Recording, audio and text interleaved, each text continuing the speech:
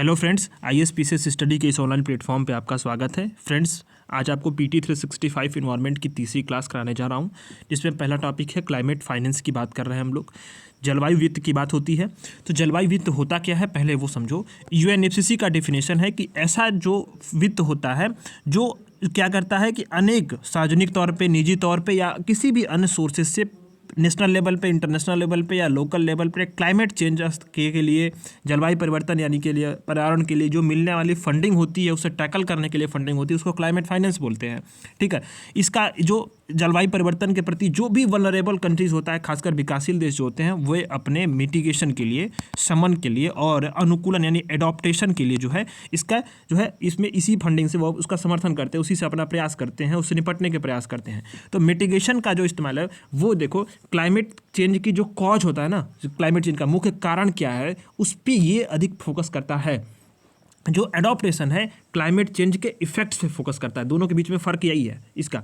तो जो भी आपका जलवायु वित्त होता है ना, वो मिटिगेशन, जो सबसे मैक्सिमम 90% जो उसका इस्तेमाल होता है वो मिटिगेशन के तौर पे जाता है। यहाँ पे लिखा गया है क्लाइमेट फाइनेंस का 90% हिस्सा जो होता है मिटिगेशन में जाता है। ठीक।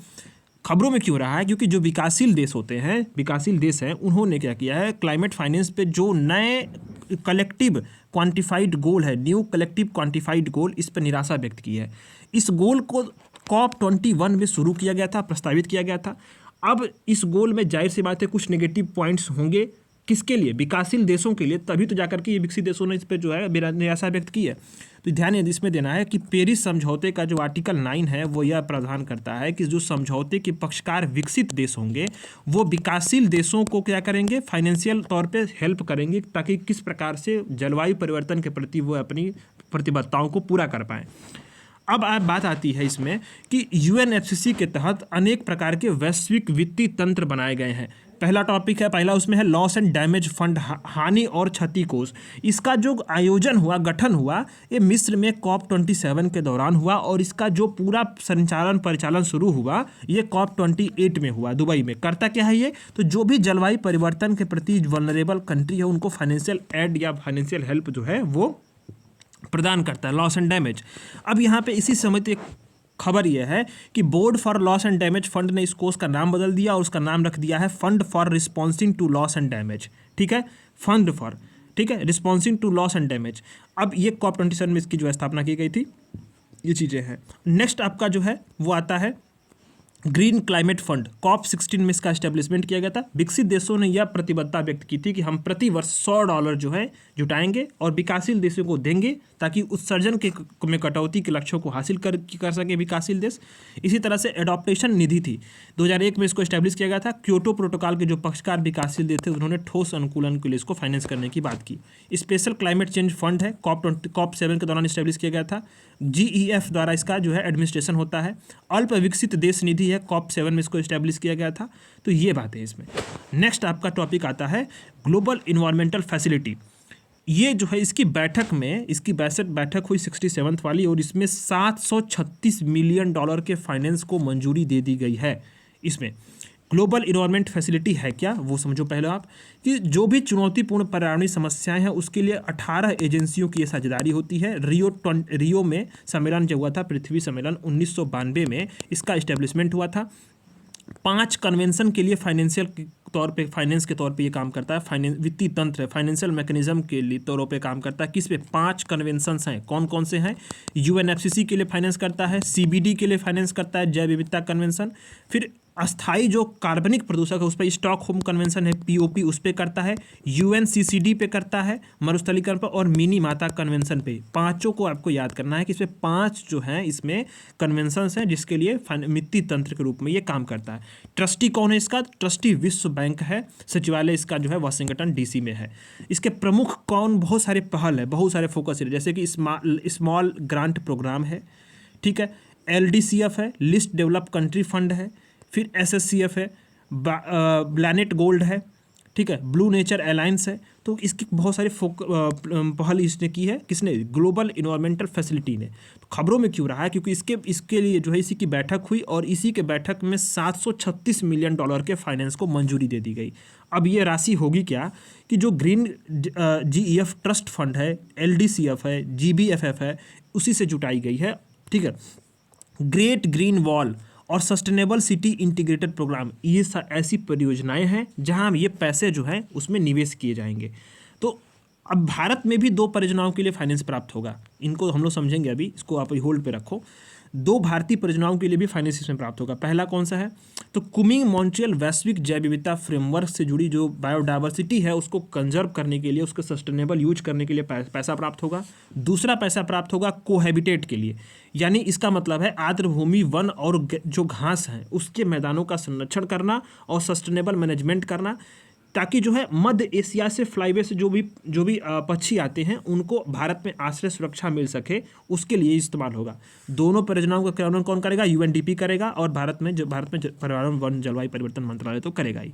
यहाँ दो प्रोग्राम्स की बात की गई है जहाँ पे ये परियोजना बात की गई जहाँ पे इन सारे फंड्स को यहाँ पे निवेश किया जाएगा। पहला है ग्रेट ग्रीन वॉल।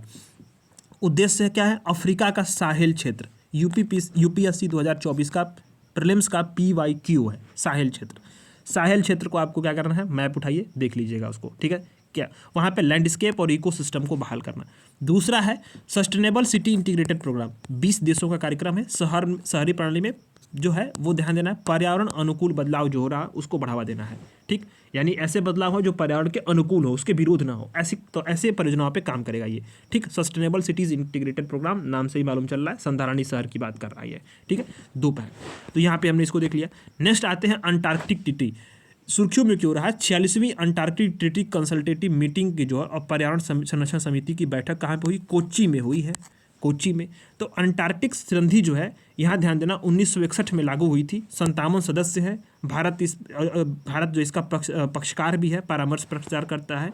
संधि लागू कहाँ पे है, तो 60 डिग्री दक्षिणी अक्षांश के साउथ वाले रीजन में जो है ये लागू है करना। अब जानते हो कि जब संधि होती है किसी भी पर्यावरण के तौर पे, तो वहाँ पे शांतिपूर्वक होगा, वैज्ञानिक अन्वेषण होगा, सहयोग होगा, अनेक प्रकार के जो रासायनिक और केमिकल पर्यावरण ऋणुधर्मी तमाम चीज़ों की सैन्य तैनाती के बैन लगेंगे, ठीक है। इसी के लिए जो है अनेक प्रकार के प्रयास भी किए, जैसे अंटार्कटिक सील के लिए कन्वेंशन बना 1972 में, फिर उनके जीव संसाधनों पर संरक्षण के लिए 1980 में बना, फिर इस पर मैड्रिड प्रोटोकॉल 1991 में बना। तो ये सारी चीज़ें हैं, ठीक है। अंटार्कटिका के लिए भारत ने भी जो है कुछ पहल शुरू की थी, अंटार्कटिका अधिनियम बनाया, ठीक है, 2022 में। और दक्षिण गंगोत्री पहला अंटार्कटिक अनुसंधान है। वर्तमान में देखें तो मैत्री है, भारती है, ठीक है। तो ये चीज़ें हैं, तो ये हमने देख लिया। इसकी बैठक हुई। अब इस बैठक में क्या निकल के आया वो देखो। दोनों बैठकों की जो मेजबानी है उसने किसने की है, तो यहाँ ध्यान देना है, जो बैठक की मेजबानी किया है वो इम्पोर्टेंट है। भारत सरकार के पृथ्वी विज्ञान मंत्रालय के अंतर्गत राष्ट्रीय ध्रुवी और समुद्री अनुसंधान केंद्र है, स्वायत्त जो है ऑटोनॉमस बॉडी है, ये संस्थान है, वो इसने जो है इसकी बैठक की थी, ठीक है। ये चीज़ें हैं। अब इसके बाद आते हैं सुर्खियों में कुछ अन्य पहल जो खबरों में रही हैं। तो जलवायु प्रौद्योगिकी केंद्र नेटवर्क CTCN, इसने स्थापना के 10 वर्ष पूरे किए गए हैं। हेडक्वार्टर कहाँ पे है, कोपेनहेगन में है। UNFCCC का जो है प्रौद्योगिकी तंत्र का क्रियान्वयन शाखा है, एग्जीक्यूटिव बॉडी है, जो भी इसका टेक्नोलॉजी और के तौर पे उस पर काम, उसका पूरा मैकेनिज्म काम करता है, उस पर ये हेल्प करता है, UNEP के तहत काम करता है, ठीक है।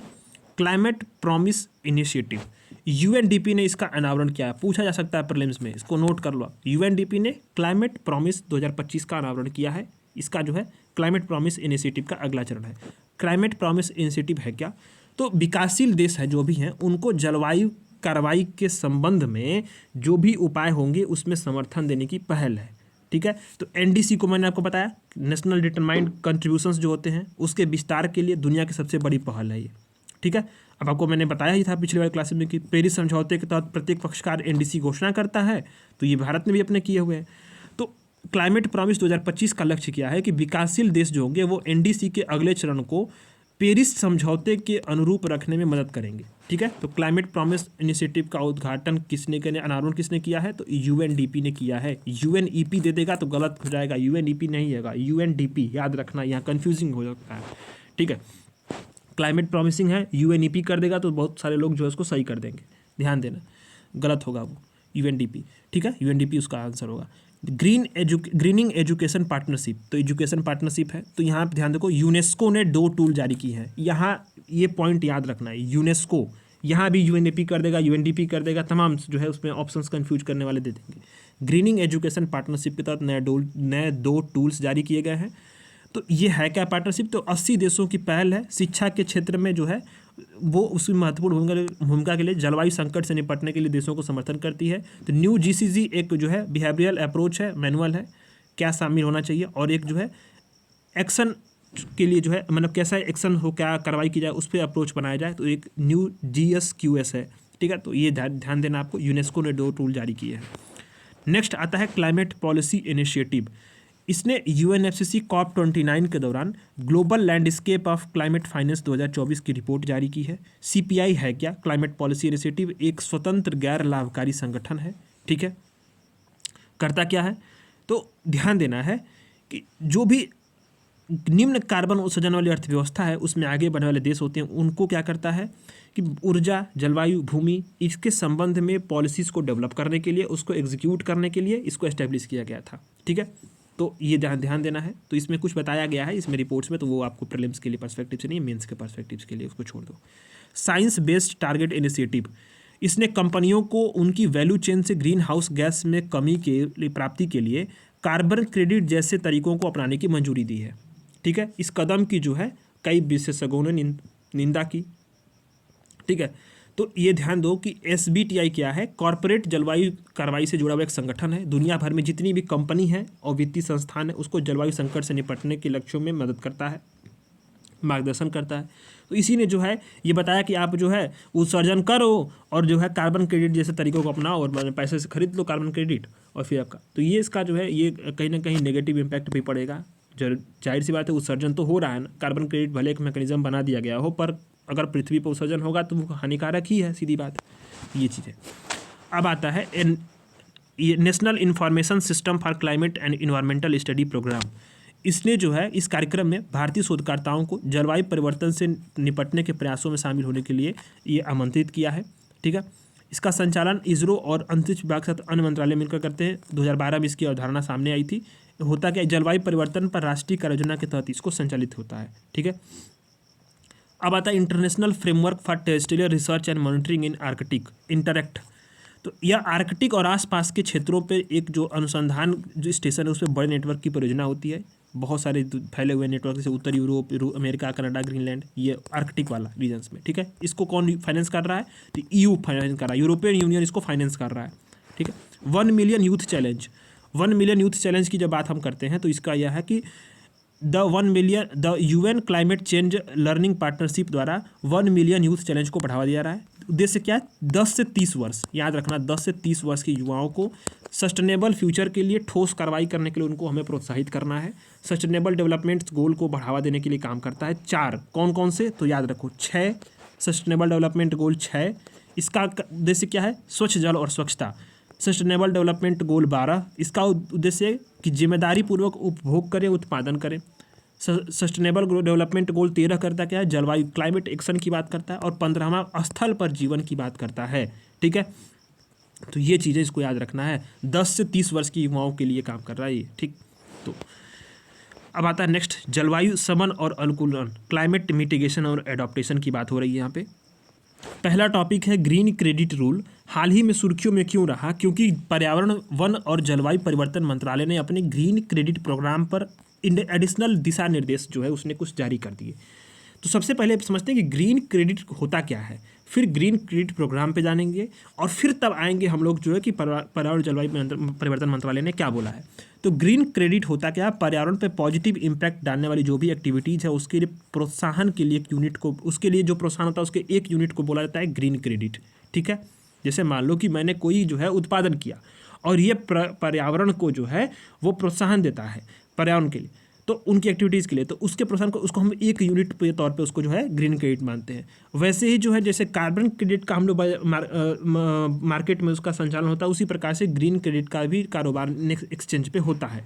तो ग्रीन क्रेडिट प्रोग्राम को जो है यहाँ ध्यान दो कि इसके तहत, ग्रीन क्रेडिट प्रोग्राम के तहत जो है इसको पर्यावरण संरक्षण अधिनियम 1986 के तहत इसको हम लोग संचालित करते हैं। व्यक्ति और समुदायों को लाभ देता है। ध्यान देना, यहाँ पे फ़र्क यही है कि यह जो है व्यक्ति और समुदायों को लाभ देता है, लेकिन कार्बन क्रेडिट जो है वो ऊर्जा संरक्षण अधिनियम के तहत संचालित होता है और ये उद्योगों और कॉरपोरेशन को लाभ होता है यहाँ पे।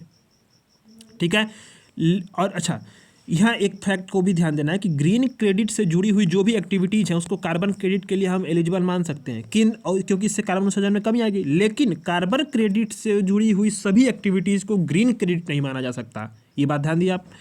अच्छा, इसी के लिए ग्रीन क्रेडिट प्रोग्राम बना। तो अलग अलग हितधारकों द्वारा पर्यावरण पर पॉजिटिव इम्पैक्ट डालने वाले कार्यों को प्रोत्साहित करने के लिए बाजार बेस्ड जो है, मार्केट बेस्ड एक न्यू अभिनव तंत्र बनाया गया। ठीक है, लाइफ स्टाइल फॉर एनवायरनमेंट पहल के अनुरूप है। ठीक है, अब इसे स्थापना पर्यावरण संरक्षण अधिनियम के तहत किया गया ग्रीन क्रेडिट प्रोग्राम का। ठीक है, नोडल एजेंसी जो है ये जो पर्यावरण और जलवायु परिवर्तन मंत्रालय है, नोडल एजेंसी है। ठीक है, तो ये चीज़ है। अच्छा, अब आता है कि ये पर्यावरण इसी पर पर्यावरण वन और जलवायु परिवर्तन मंत्रालय ने इस पे जो है दिशा निर्देश जारी किए ग्रीन क्रेडिट प्रोग्राम पे। तो बताया क्या गया, इसमें नया दिशा निर्देश में ये प्रावधान था कि जो इस ग्रीन क्रेडिट प्रोग्राम के तहत निम्नलिखित वन क्षेत्र होंगे वहाँ वृक्षारोपण का कार्य किस पे होगा, पर्यावरण अनुकूलन पुनर्बहाली पे केंद्रित होगा। इकोसिस्टम की बहाली के लिए गतिविधियाँ केवल वृक्षारोपण पर न रहें बल्कि अन्य सारी जो गतिविधियाँ वो भी हों, जिससे जो प्रजातियाँ उसको बढ़ावा दी जाए। ठीक है, और यहाँ ध्यान देना है एक चीज़ और भी कि भारतीय वानिकी और अनुसंधान शिक्षा परिषद ने वन विभागों को 2 वर्ष के भीतर वृक्षारोपण करने का निर्देश दिया है। तो ये कुछ नए जो इसने दिशा निर्देश जारी किए थे। भारत में कार्बन बेस्ड बाजार और कार्बन ट्रेडिंग प्रणाली कैसे है काम करती है उसको देखो। कार्बन क्रेडिट स्कीम जो है ये ऊर्जा संरक्षण अधिनियम के माध्यम से प्रस्तुत की गई। 2 प्रणालियों के तहत भारत में कार्बन बाजार की स्थापना करती है। पहला जो है कॉम्प्लायंस मैकेनिज्म, ठीक है, और दूसरा है ऑफसेट मैकेनिज्म। तो बस इतना ही जान लो, इसमें बहुत अधिक डिटेल में मत जाओ, इसमें पूछेगा नहीं, प्रीलिम्स में पूछेगा ही नहीं सब चीज़ें। ठीक है, और अन्य उपाय भी किए गए, जैसे पार्ट योजना है, प्रदर्शन, उपलब्धि और व्यापार, ट्रेड। ठीक है, परफॉर्मेंस पे आपका कितना है, उस पर जो है ये होता क्या है कि ऊर्जा की अधिक खपत वाले जो उद्योग होंगे अपनी ऊर्जा खपत को एक निश्चित लेवल तक कम करने का अनिवार्य बनाते हैं और फिर जो ऊर्जा बचत प्रमाण पत्र मिलता है। ठीक है, और बचत पत्रों का फिर व्यापार होता है, जो अन्य वो उसको बेचेगा जो अपनी ऊर्जा बचतों को पूरा नहीं कर पाया है, तो वो उसकी भरपाई करता है उससे। तो ये सब चीज़ें होती हैं। ठीक है, फिर रैक योजना है, ये नवीकरणीय ऊर्जा को बढ़ावा देने के लिए और उसके जो नवीकरणीय ऊर्जा के खरीद के रिस्पॉन्सिबिलिटी है उसको पालन करने के लिए एक बाजार आधारित साधन भी होता है। ठीक है, ये चीज़ें हैं, इसमें बहुत अधिक दिमाग मत लगाओ। यहाँ इंपॉर्टेंट है, प्रीलिम्स का PYQ है यूपीएससी का, और ग्रीन वॉशिंग यूपीएससी ने पूछा हुआ है। इससे जुड़े हुए अन्य प्रकार हैं ग्रीन वॉशिंग के, उसको भी हम लोग समझेंगे। यहाँ इंपॉर्टेंट चीज़ें समझने लायक हैं। ठीक है, तो खबरों में क्यों रहा है, पहले ये समझो कि ग्रीन वॉशिंग होता क्या है। ठीक है, तो ग्रीन वॉशिंग ये होता है कि कोई कंपनी, ये यूपीएससी ने प्रीलिम्स में पूछा हुआ है 2022 में। ठीक है, अपने प्रोडक्ट्स या एक्टिविटीज़ या अपने पॉलिसीज़ पर जो भी रियल फैक्ट है उसे छुपाएगी और उसे बताइए कि ये हमारे पर्यावरण के लिए अनुकूल है या हितैषी है, और उसी के लिए वो जो है इस सब चीज़ों को छुपा करके अपना कारोबार करती है। तो इससे बढ़ा चढ़ाकर जो अस्पष्ट, झूठे, आधारहीन दावे होते हैं उसी को हम लोग जो है ग्रीन वॉशिंग की पूरी मैकेनिज्म बोलते हैं, ग्रीन वॉशिंग होता है। ठीक है, तो ग्रीन वॉशिंग जो होता है उसी पर केंद्रीय उपभोक्ता संरक्षण अधिनियम जो है उसने ग्रीन वॉशिंग और भ्रामक जो पर्यावरणीय दावों की जो रोकथाम और विनियमन के लिए दिशा निर्देश हैं 2024 उसको जारी किए हैं। किसने जारी किया है, CCPA ने जारी किया है। ठीक है, अब ये इससे जुड़े हुए एक फैक्ट और भी है कि ये जो है भ्रामक विज्ञापन रोकथाम दिशा निर्देश की अगली कड़ी है और ग्रीन वॉशिंग की एक्टिविटीज़ पर रोक लगाती है। तो ग्रीन वॉशिंग खबरों में रहा है और ये जरूरी है इसको जानना। ठीक है, तो इस दिशा निर्देश, अभी ग्रीन वॉशिंग के तहत कुछ अन्य प्रकार के जो है कंपनियों के प्रकार होते हैं जो ग्रीन वॉशिंग के लिए जो है तौर पर इस्तेमाल होते हैं। तो पहला है ग्रीन हॉसिंग। ग्रीन हॉसिंग क्या होता है कि जांच से बचने के लिए कोई भी कंपनियां संधारणी जानकारी या तो कम रिपोर्टिंग करती है या छिपाती हैं। ग्रीन रीसिंग क्या होता है, कोई कंपनी जो है अपने इन्वायरमेंटल सोशल गवर्नेंस को टारगेट्स को प्राप्त करने से पहले उसे बदलती रहती है। ठीक है, वो ग्रीन रीसिंग, मान लो कि जैसे एक कंपनी ने पर्यावरणीय टारगेट कोई सेट किया, वो पूरा नहीं हो पा रहा तो उससे पहले उसको बदल देगी। ठीक है, इसके बाद है ग्रीन लेबलिंग। कोई कंपनी जो होती है अनिवार्य रूप से असाधारणीय जो प्रोडक्ट होगा, अनसस्टेनेबल प्रोडक्ट होगा, उसको क्या बोलेगी कि ये हमारा टिकाऊ है और ग्रीन प्रोडक्ट है, सस्टेनेबल प्रोडक्ट है, और लेबलिंग कर देगी। ये बहुत गड़बड़ चीज़ है और ये ग्रीन लेबलिंग हो गया। ग्रीन लाइटिंग का मतलब है कि प्रकाश डालना किसी चीज़ पर। जैसे देखो, ग्रीन लाइटिंग क्या है कि पर्यावरणीय रूप से कोई भी अगर प्रोडक्ट अगर हानिकारक है तो कंपनियां करती क्या है कि उस हानिकारक चीज़ों को, तथ्यों को छिपाने के लिए अपने उसके पॉजिटिव जो इंस्पेक्ट है उसको सिर्फ और सिर्फ हाईलाइट करेंगी, और उससे क्या होगा कि जो उसकी विशेषताएं जो होंगी वो जो हानिकारक है वो छुप जाती हैं। तो उसको बोलते हैं ग्रीन लाइटिंग। ग्रीन शिफ्टिंग क्या होता है कि कंपनियां क्लाइमेट चेंज को उपभोक्ताओं के व्यवहार तक सीमित कर देंगी, अपनी रिस्पॉन्सिबिलिटी नहीं लेंगे। इसी से निपटने के लिए जो है ईपीआर आया था। ईपीआर अभी नीचे हम लोग पढ़ाएंगे आपको, एक्सटेंडेड प्रोड्यूसर रिस्पॉन्सिबिलिटी। इसको हमने जो है आपका जो सिंगल यूज प्लास्टिक है उसमें भी हमने इस्तेमाल करना शुरू कर दिया। यानी प्रोड्यूसर की रिस्पॉन्सिबिलिटी है कि जब आप प्रोड्यूस कर रहे हो तो उसके जब रिसाइकल या उसका जब चीज़ें जब उपभोग हो जाती हैं तो उसका निपटान कैसे हो, ये भी आपकी रिस्पॉन्सिबिलिटी है। ईपीआर जो है एक्सटेंडेड प्रोड्यूसर, अभी सरकार ने ईपीआर को एक्सटेंड कर दिया, एक्सटेंडेड प्रोड्यूसर रिस्पॉन्सिबिलिटी, उसमें कुछ और लाइबिलिटीज जोड़ दी है। तो यहाँ हम लोग समझेंगे नीचे चल करके। ग्रीन क्राउडिंग, जब कंपनी स्वयं को एक समूह के भीतर छिपा लेती है और सस्टेनेबल पॉलिसीज को अपनाने के लिए जो है काम कार्य करती है, तो इसके लिए जो है इसको हम लोग ग्रीन क्राउडिंग बोलते हैं। तो ये ग्रीन हाउसिंग के प्रकार हैं, ग्रीन वाशिंग के प्रकार हैं, अनेक प्रकार की जो है चीज़ें होती हैं इसमें।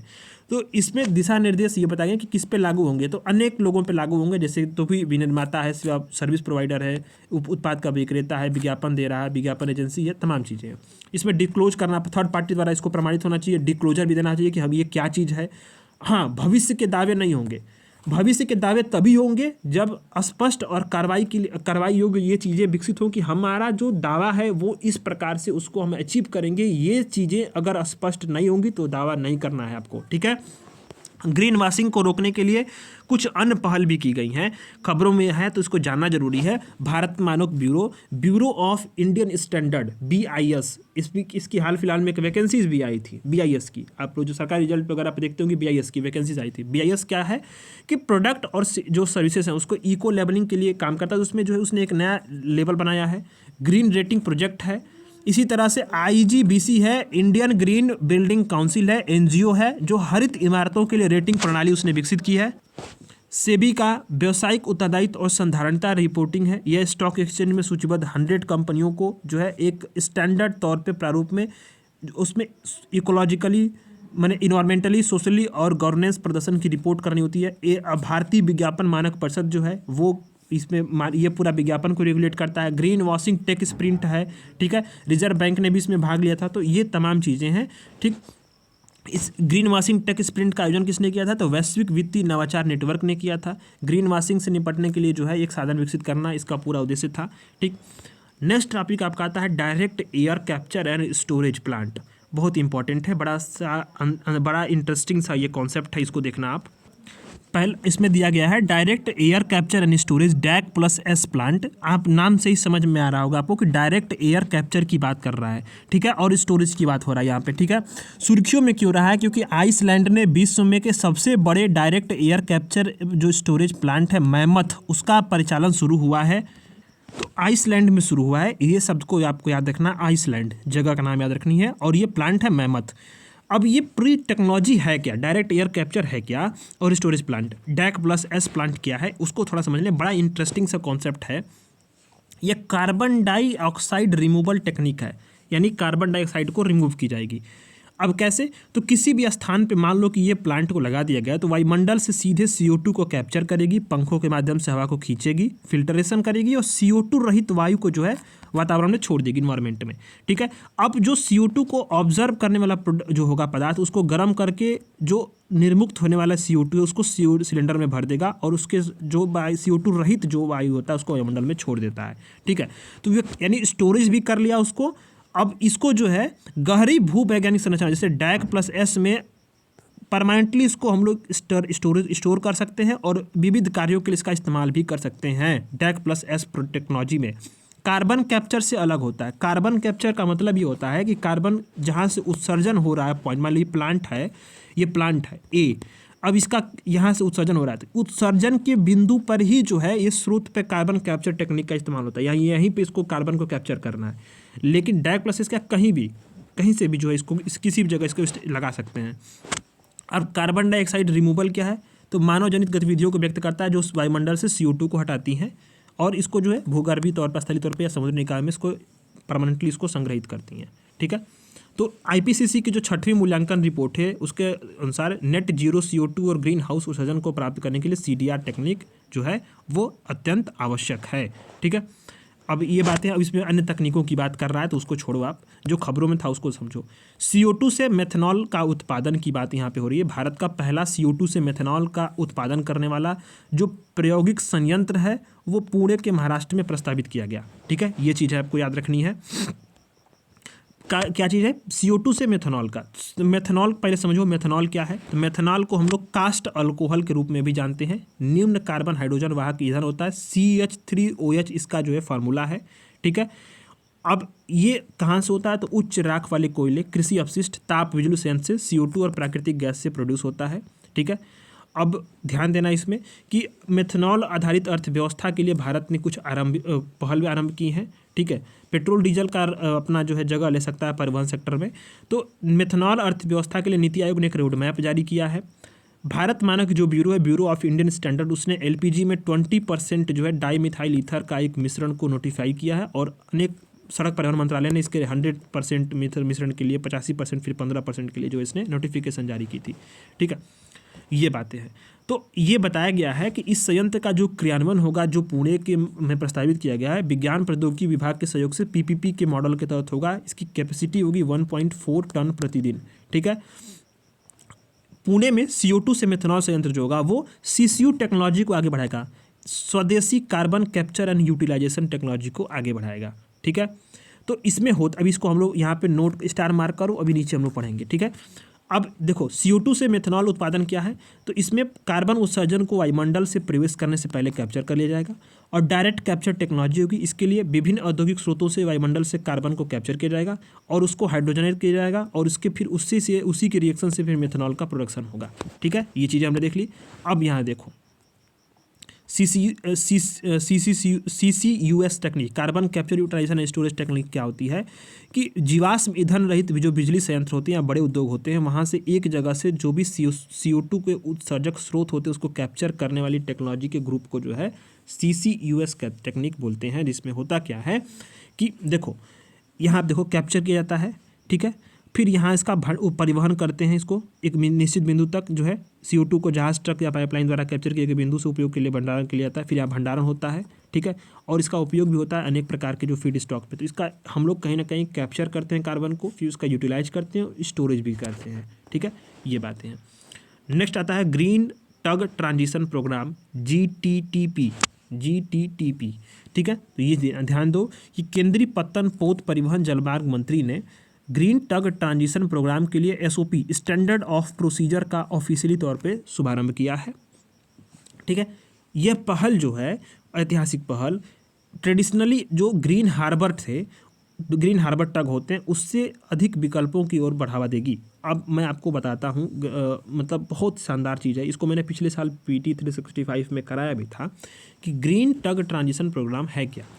घोषणा 2023 में की गई थी, तो 24 वाले PT में मैंने इसको पढ़ाया था। ठीक है, पंच कर्म संकल्प के तहत प्रमुख पहल है। करता क्या? ग्रीन शिपिंग को बढ़ावा देता है। ग्रीन शिपिंग बढ़ावा देने के लिए 30% इसमें फाइनेंशियल एड है।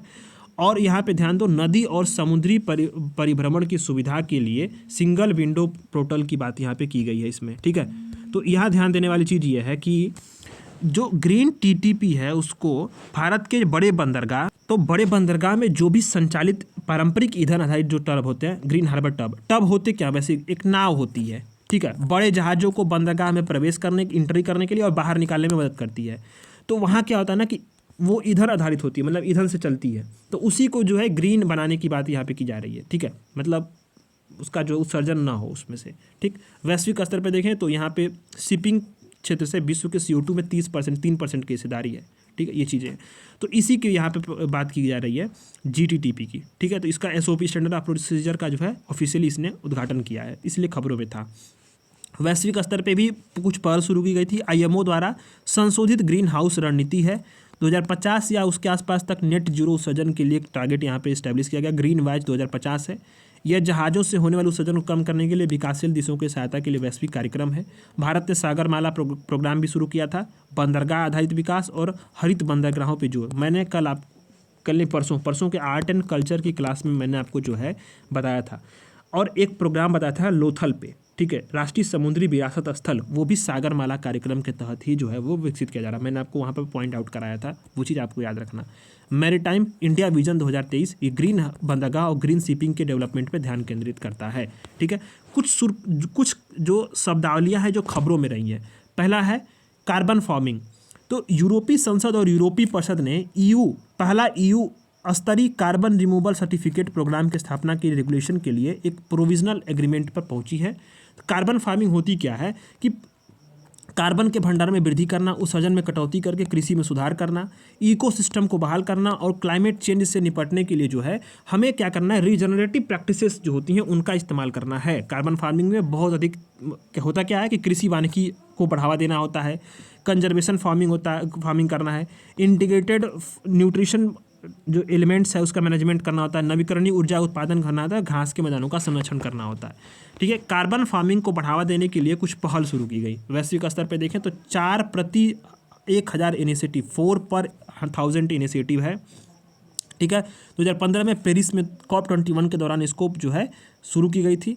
विश्व बैंक समर्थित पहल क्या है कि केन्या की कृषि कार्बन परियोजना है। भारत ने भी शुरू की है CCTS कार्बन क्रेडिट ट्रेडिंग योजना, मैंने बताया आपको, केंद्रीय वित्त मंत्रालय द्वारा शुरू की गई।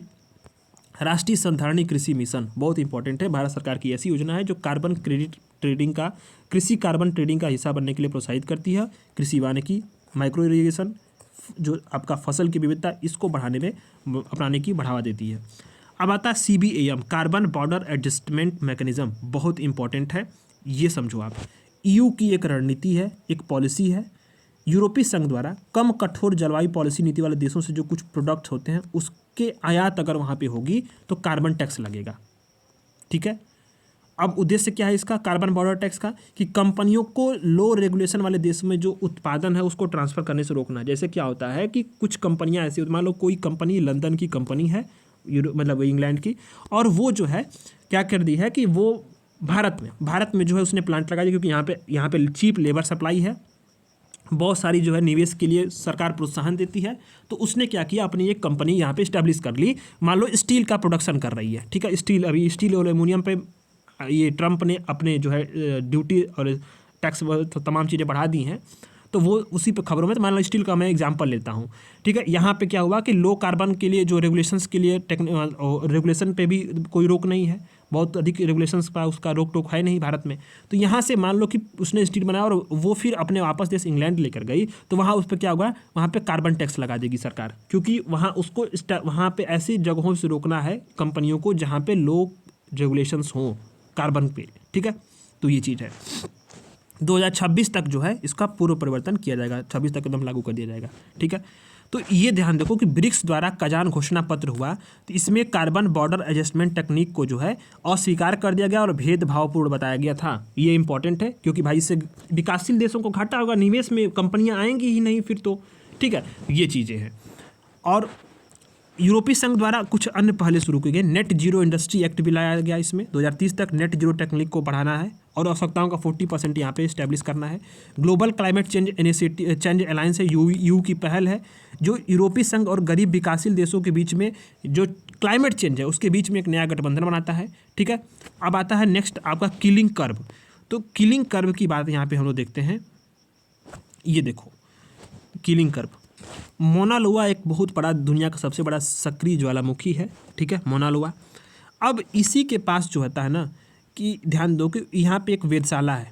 ठीक है, वो वायुमंडल में CO2 के कंसंट्रेशन का रिकॉर्ड रखती है। ठीक, अब ये रिकॉर्ड 1958 से दर्ज किया जा रहा है।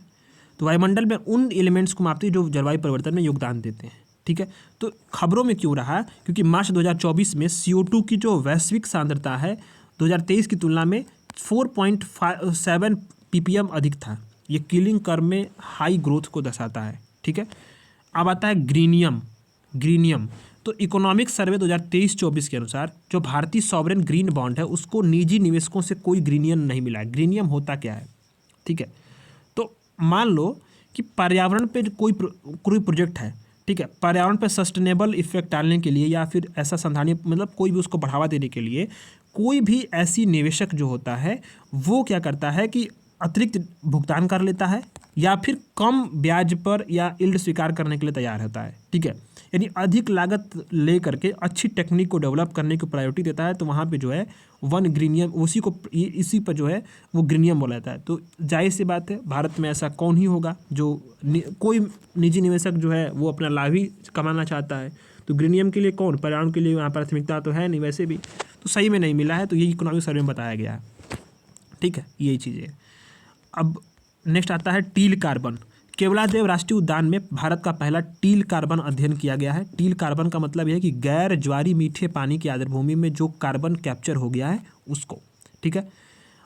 अब इसमें वनस्पति, माइक्रो ऑर्गेनिज्म, बायोमास और जो डिकम्पोज पार्टिकुलेट है उसमें कार्बनिक पदार्थों की संग्रहित कार्बन कितनी है उस पर जो है उसमें उसका अध्ययन किया गया। टील कार्बन एक रंग आधारित शब्दावली होती है, ठीक है।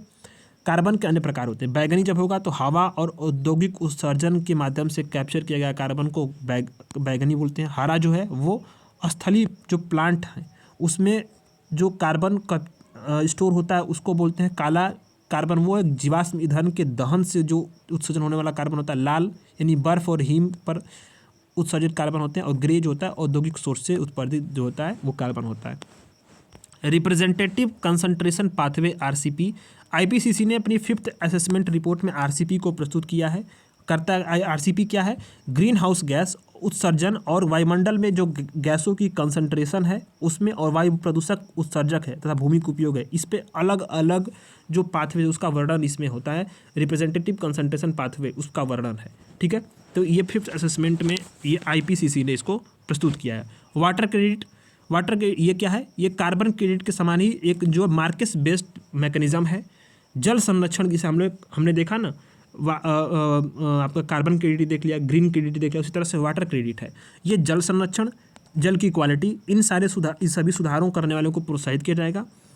और ऐसी परियोजनाओं को कार्बन, हमें जानते हैं कि कार्बन क्रेडिट किसको बोलते हैं? इसमें कार्बन उत्सर्जन कम हुआ हो या नहीं हुआ या कार्बन उत्सर्जित कार्बन को हटा दिया, वहाँ पे कार्बन क्रेडिट होता है। ठीक उसी प्रकार से यहाँ पे वाटर क्रेडिट काम करेगा। यानी व्यक्ति और संस्थाएं जो जल उपाय को मतलब बचत करेंगी, जल उपाय को अपने में अपनाएंगी तो वाटर क्रेडिट प्राप्त करेंगी, उसका लेन देन कर सकती हैं, ठीक है। ये चीज़ें हैं। अब आता है नेक्स्ट जैव विविधता क्रेडिट। इसी प्रकार से देखिए तो ये इकोनॉमिक टूल है, इंस्ट्रूमेंट है। जब निजी कंपनियां वन संरक्षण या वन और पुनर्बहाली के लिए फाइनेंस करेंगी तो उसको जो है बायोडाइवर्सिटी क्रेडिट मिलेगा। ये इस पर जो है पॉजिटिव इंपैक्ट डालेगा प्रकृति पर और जैव विविधता पे, ठीक है। ये चीज़ें हैं। जहाँ मान लो जैव विविधता ऑफसेट में कंपनियों की जो गतिविधियों में नकारात्मक या उसकी जो मतलब उसमें नुकसान हुआ हो तो फिर उससे जो है बायोडाइवर्सिटी क्रेडिट से उसकी भरपाई कर सकता है, उसको फाइनेंस होगा, ठीक है। ग्लेशियल जियो इंजीनियरिंग वास्तव में क्या है कि वास्तव में ग्लेशियर यानी हिमानी के आसपास जलवायु प्रणाली में कृत्रिम संशोधन होता है। यह संशोधन आइस शेल्फ की गति को पिघलने करने के लिए और समुद्री जल में स्तर में वृद्धि कम करने के लिए किया गया, ठीक है। ग्लेशियल जियो इंजीनियरिंग।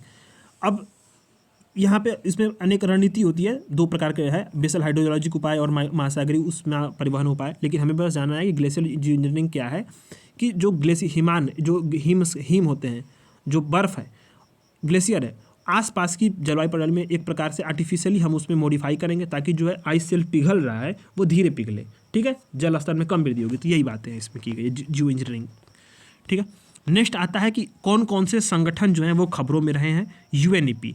अब यहाँ पे बहुत सारी चीज़ें समझने को हैं और ध्यान देने को हैं, लर्न करने के लिए ढेर सारी चीज़ें हैं। पहला टॉपिक है UNEP, United Nation environmental programme. Headquarters कहाँ पे है? आपका नैरोबी में है। पर्यावरण के क्षेत्र में एक अंतर्राष्ट्रीय संस्था है जो कार्य करती है, वैश्विक पर्यावरण एजेंडा को निर्धारित करती है, ठीक है। सस्टेनेबल डेवलपमेंट के लिए पर्यावरण को जो है ये काम करने में मदद करती है, ठीक है। अब इसकी उत्पत्ति कैसे हुई थी? तो देखो, स्टॉकहोम कन्वेंशन हुआ था 1972 में। इसी के मतलब परिणाम स्वरूप जो है यूएनईपी की स्थापना जून 1972 में हुई थी। 193 सदस्य देश हैं, भारत भी है, ठीक है। वॉलेंट्री जो इसमें दान होता, अंशदान होता है, उसी पर ये इसकी 95% आय उसी की यहीं से आती है, ठीक है। अब अनेक कन्वेंशंस के लिए सचिवालय सुविधा देता है, अनेक आईपीसीसी, ठीक है। आईपीसीसी यूएनईपी और डब्ल्यूएमओ द्वारा होस्ट किया जाता है, ध्यान देना इसको। आईपीबीएस के लिए जो है सचिवालय सुविधा देता है। और कॉमन कार्बन मैट्रिक एक मानदंड होता है, विश्व भर में जो भी भवन निर्माण संबंधी कार्य होते हैं वहाँ पे कार्बन फुटप्रिंट कितना उसको असेसमेंट करने के लिए कॉमन कार्बन मैट्रिक बनाया गया है, तो उसके लिए सचिवालय सुविधा देता है। तो यूएनईपी है। मुख्य बात हमें यहाँ समझनी है, ये समझो, यहाँ से सवाल आपको बनते हैं और ये बहुत ही अच्छा इसने फ्लो चार्ट एक तरह से बनाकर दे दिया, एक तरह से उसने जो है बेसलाइन खींच दी है। इसका गठन कब हुआ? 1972 में। किसकी? यूएनईपी की। 1973 में साइट्स पे, तो साइट्स को मैंने आपको पढ़ा भी दिया है। वन्य जीव और वन्य प्राणियों की जो है, वनस्पतियों की जो संकट प्रजाति हैं, ठीक है, उसका व्यापार पर रोक लगाने के लिए जो है, एक व्यापार पर उसको रेगुलेट करने के लिए कन्वेंशन बना, साइट कन्वेंशन 1973, ठीक है। अच्छा, इसके बाद अब आते हैं हम लोग कि वन्य जीवों की जो प्रवासी प्रजातियों का संरक्षण, उस पर कन्वेंशन बना, सीएमएस, उसको बोलते हैं बॉन कन्वेंशन, ठीक है। इसको क्या बोलते हैं? आपको बॉन कन्वेंशन बोलते हैं, ठीक है। इसको आपको याद रखना है, ठीक, बॉन कन्वेंशन। अब ये इंपॉर्टेंट है, बॉन कन्वेंशन कब बना? 1979 में। कब बना है ये? 1979 में बॉन कन्वेंशन, सीएनएस। फिर उसके बाद 1985 में वियना कन्वेंशन आता है, किस लिए? ओजोन परत के संरक्षण के लिए। उसी के बाद 1979 में बेसल कन्वेंशन है, किस लिए? तो ध्यान देना है, खतरनाक जो भी अपशिष्ट होते हैं उसके क्रॉस बॉर्डर जो आवाजाही होती है उस पर कंट्रोल करने के लिए, उसको निपटान करने के लिए बेसल कन्वेंशन 1979 में बना। 1992 में जैव विविधता पे कन्वेंशन बना, सीबीडी, बहुत इंपॉर्टेंट है, ठीक है। इसी के तहत ये तमाम बहुपक्षीय समझौते हुए यूएनईपी के तहत ही। फिर उसी तरह से 1998 में रॉटरडैम कन्वेंशन आया, 1998 में। इसको याद रखना, क्या है ये? अंतर्राष्ट्रीय व्यापार में जो खतरनाक रसायन और कीटनाशक है उस पर हमें क्या करना है? कन्वेंशन, उसको रोकथाम के लिए, उसको रेगुलेट करने के लिए कन्वेंशन बना, खतरनाक रसायनों और कीटनाशकों के लिए। ठीक उसी प्रकार से अस्थायी कार्बनिक प्रदूषकों पे जो है स्टॉकहोम कन्वेंशन 2001 आया, ठीक है।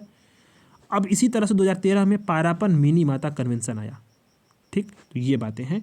यूएनईपी के तहत 15 पर्यावरणीय समझौते हैं, ये बातों को आपको याद रखना है, ठीक है। अब यूएनईपी कुछ रिपोर्ट जारी करता है, एमिशन गैप रिपोर्ट 2024, ठीक है, एमिशन।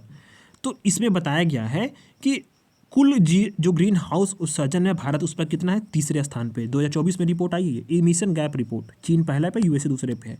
एडॉप्टेशन गैप रिपोर्ट 2024 है, ठीक है। तो ये ध्यान देना है इसमें, एडॉप्टेशन ये अब है ही कि अनुकूलन के लिए कितना हमारा क्रियान्वयन हुआ है और कितना लक्ष्य है, इसके बीच में कितना गैप है, सब बताता है इसमें। तो इसमें बताया गया है कि मतलब जो भी विकासशील देश हैं उसमें अंतर्राष्ट्रीय सरकारों द्वारा मतलब इसमें जो फाइनेंस किया गया है वो $27 बिलियन हो गया है, बढ़ा ही है।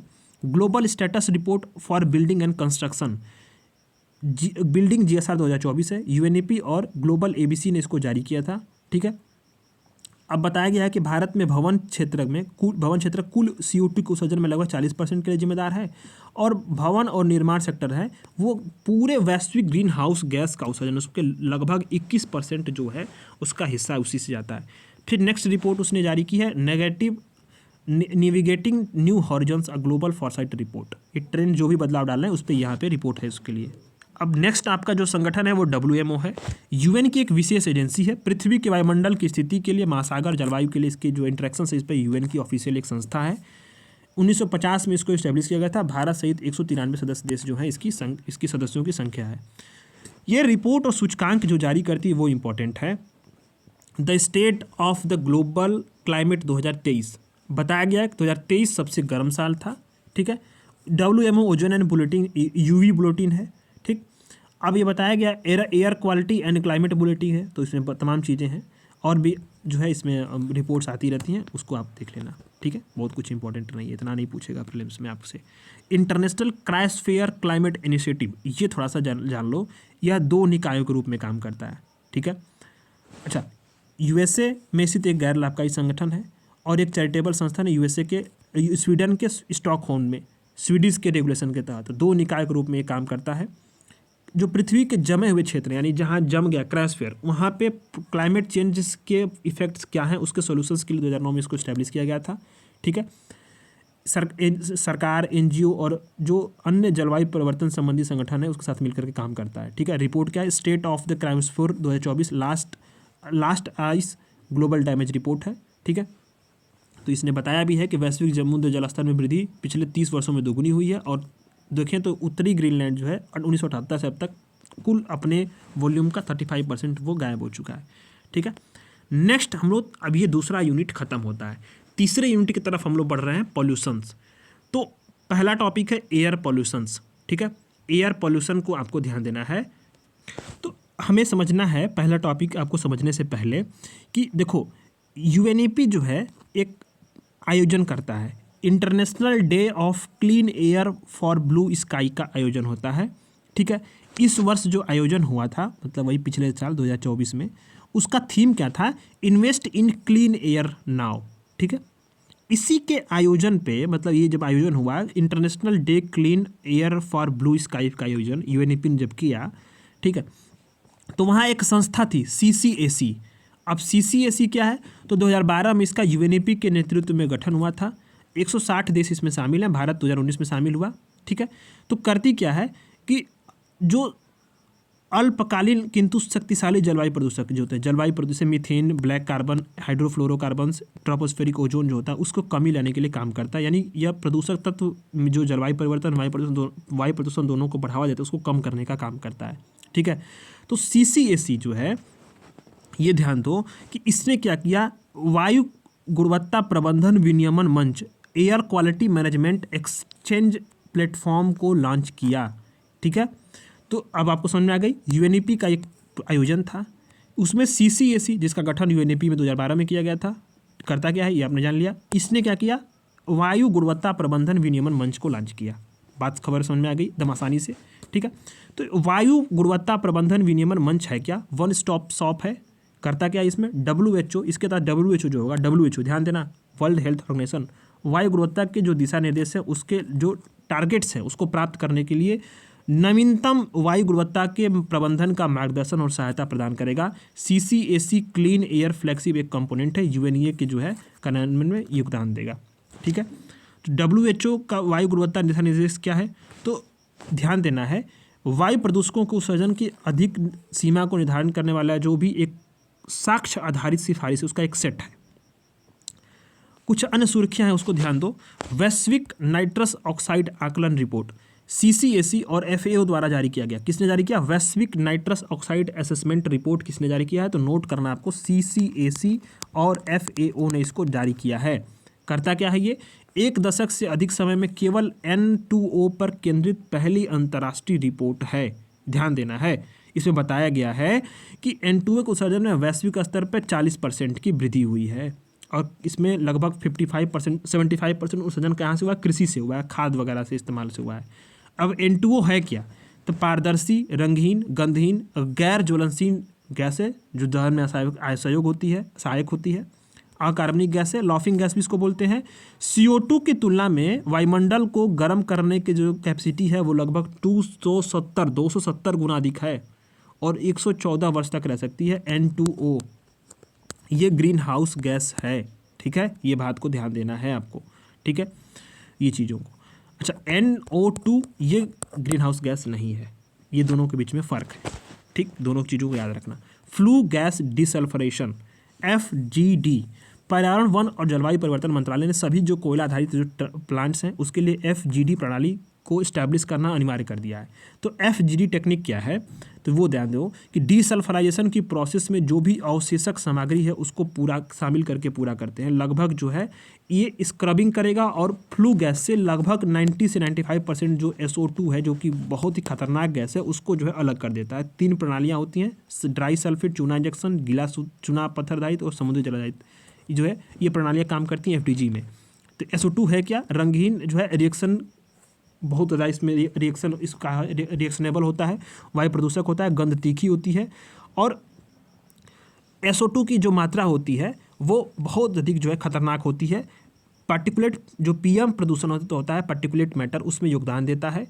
त्वचा, नाक, कान, गले के फेफड़े की म्यूकस मेम्ब्रेन को नुकसान पहुंचाता है, और ये श्वसन तंत्र में इन्फ्लेमेशन और जलन भी पैदा करता है। एसिड रेन होती है, और इसका उत्सर्जन कहाँ से होता है? तो ज्वालामुखी गतिविधि और जीवाश्म ईंधन वगैरह से यहाँ से SO2 का जो है उत्सर्जन होता है। नेक्स्ट हम लोग आते हैं जल प्रदूषण, वाटर पोल्यूशन और कंजर्वेशन की तरफ हम लोग आते हैं। वाटर कंजर्वेशन की भारत में बात की जा रही है, तो ये डेटा आप मेंस में भी इस्तेमाल कर सकते हो, इसलिए प्रीलिम्स में जब आप पढ़ रहे हो थोड़ा सा 2-4 बार इसको रिवाइज कर लेना। कुछ मेन जो पॉइंट्स हैं उसको नोट कर लोगे तो मेंस में भी काम आ सकता है।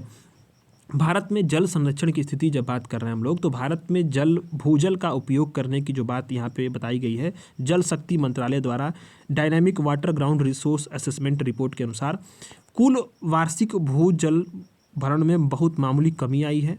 ठीक है, 3.5% इकाइयाँ गंभीर हैं।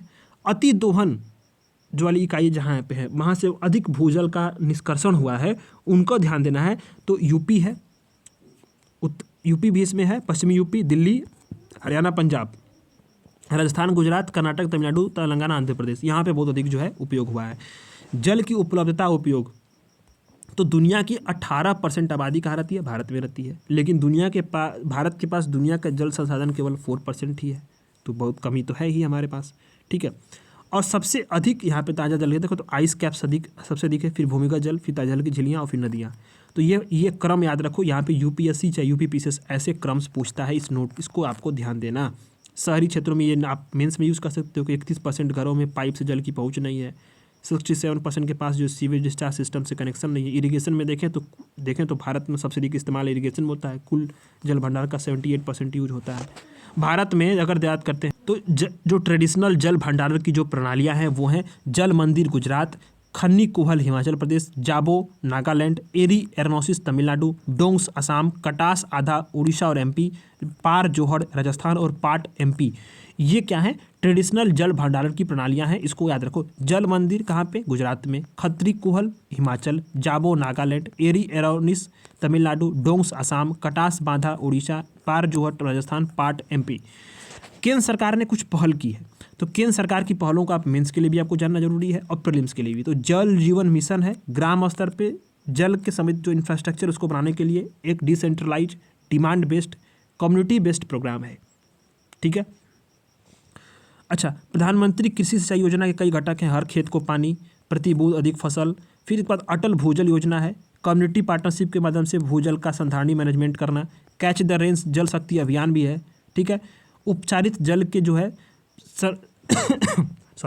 उपचारित जल के सुरक्षित पुनः उपयोग पे एक फ्रेमवर्क है। फिर इसके बाद जो है विद्युत टैरिफ नीति है, राष्ट्रीय जल नीति है, फिर जीरो लिक्विड डिस्चार्ज पर एक नेशनल गाइडेंस है, दिशा निर्देश है। राज्य सरकार की कुछ पहल होती हैं बहुत ही इंपॉर्टेंट है, जैसे कि देखो इसको आप ऐसा केस स्टडी के लिखोगे आप, केस स्टडी मेंस के आंसर में, और आप इसको नोट कर लोगे ना, नोट करके और याद करके जब वहाँ पे आंसर्स में लिख दोगे, सच बता रहे हैं, इसका बहुत अधिक जो है इम्पैक्ट पड़ता है। जैसे नीरू चट्टू आंध्र प्रदेश की, इसमें क्या है, जो भी प्राकृतिक संसाधन है उसके कायाकल्प के लिए, पुनरुद्धार के लिए कम्युनिटी पार्टनरशिप को बढ़ावा दिया जाता है। नेहरू चट्टू में जल जीवन हरियाली है, बिहार का है। ठीक है, जल ही जीवन है, हरियाणा का है, और मिशन काकती तेलंगाना का है, जिसका उद्देश्य लघु सिंचाई स्रोतों को बहाल करके तालाबों का पुनरुद्धार करना है। तो ये चीज़ें जो है राज्य सरकार की पहल है। नेक्स्ट आपका आता है जल ही अमृत। हाल ही में सरकार के 100 दिन के एजेंडे के दौरान अमृत 2.0 के सुधारों के तहत जल ही अमृत पहल का शुभारंभ किया गया। तो जल ही अमृत है क्या, वो समझो। अमृत 1 पॉइंट की सफलता के बाद जो है दूसरा जो चरण का उद्देश्य कहता है कि जल सुरक्षित शहर, वाटर सिक्योर सिटीज़ को सुनिश्चित करना हो। ठीक है, तो इसके लिए क्या किया जाएगा, तो सीवेज जो उपचार संयंत्र एसटीपी हैं उसके कुशल प्रबंधन के लिए राज्यों और यूटीज़ को प्रोत्साहित किया जाएगा। ठीक है, उच्च गुणवत्ता वाले जो उपचारित जल है उसकी आपूर्ति सुनिश्चित की जाएगी, और जल का पुनः उपयोग करके जल चक्रीय अर्थव्यवस्था को बढ़ावा दिया जाएगा। ठीक है, ये चीज़ें हैं।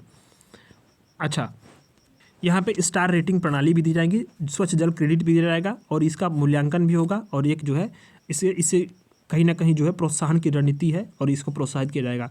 अमृत के बारे में समझते हैं। अमृत के बारे में, अमृत 1.0 का शुभारंभ 2015 में हुआ था, 2020 तक था। कवरेज 500 शहर थे।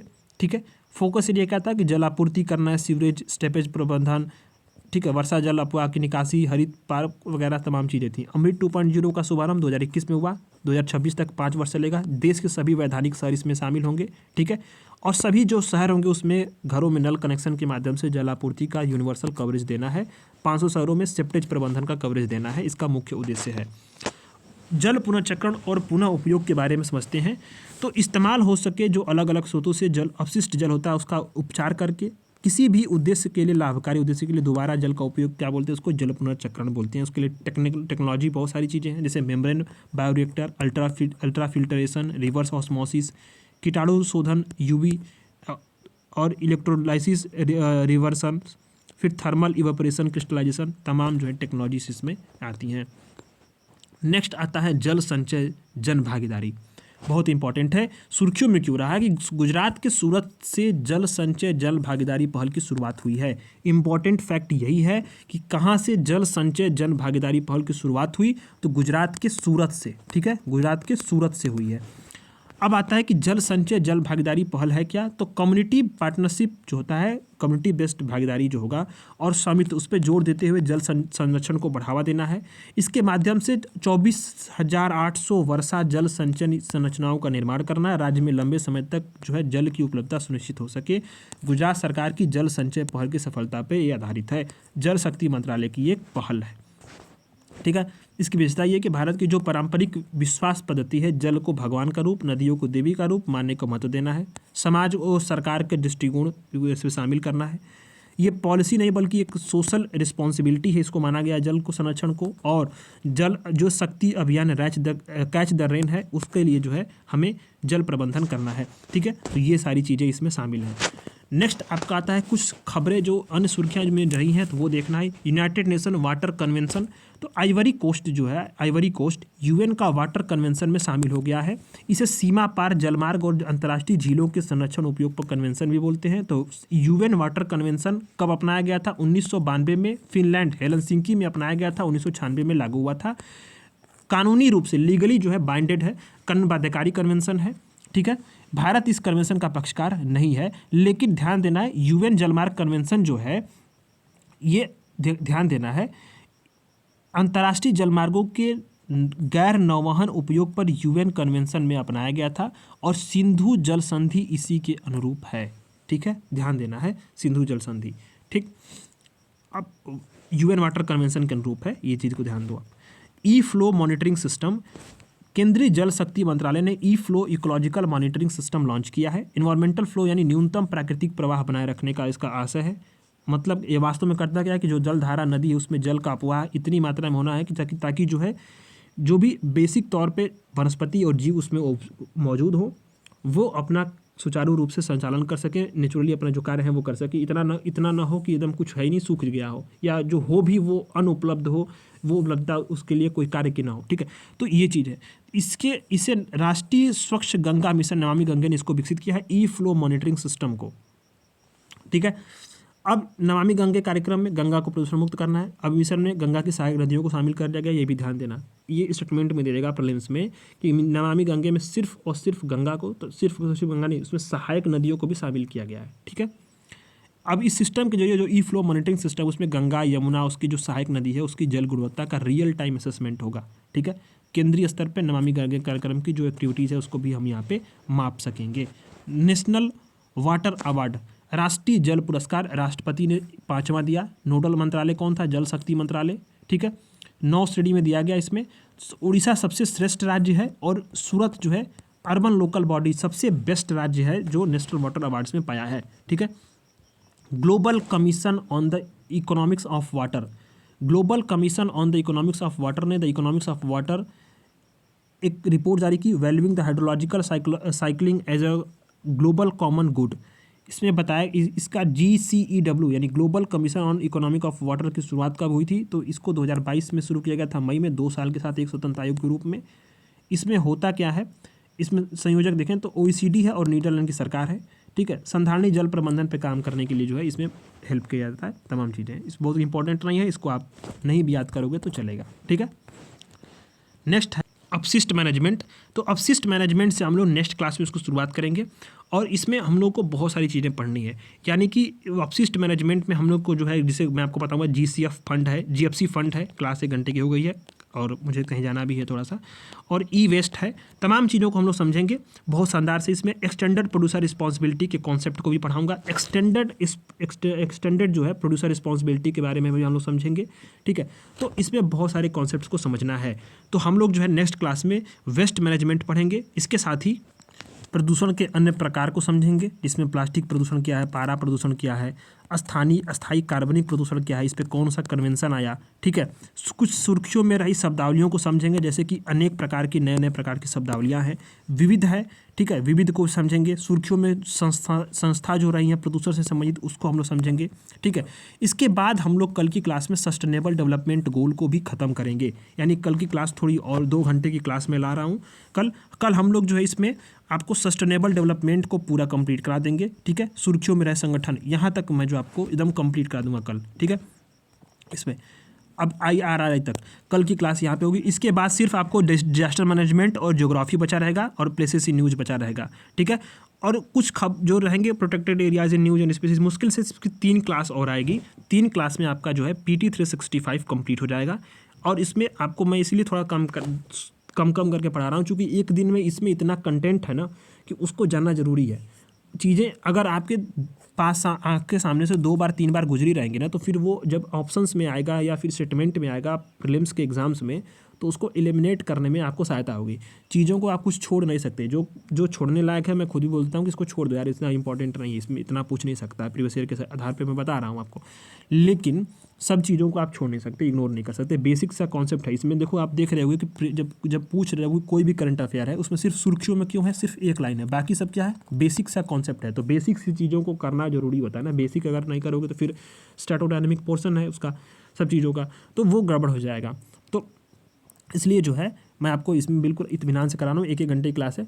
अभी जो है मैं आपको इतना बता रहा हूँ कि 3 क्लास में आपका PT 365 इन्वायरमेंट वाला ख़त्म कर देंगे। एक क्लास और आ रही है आर्ट एंड कल्चर की, आर्ट एंड कल्चर खत्म हो जाएगा। फिर इसके बाद हम लोग साइंस एंड टेक और इकोनॉमिक्स के PT 365 को बहुत ही कम समय में और बहुत ही वैज्ञानिक पद्धति से, एकदम साइंटिफिक तरीके से, मैं बिल्कुल आसान भाषा में मैं आपको समझाऊंगा, ताकि जो है ये सारे PT जो है ना वो 2 से 3 क्लास में ख़त्म ही हो जाए और आपका जो है बार बार रिवीजन करने का टाइम मिल जाए, ठीक है। तो प्लीज़ आप अपने फीडबैक ज़रूर देना और वीडियोज़ को लाइक कर देना।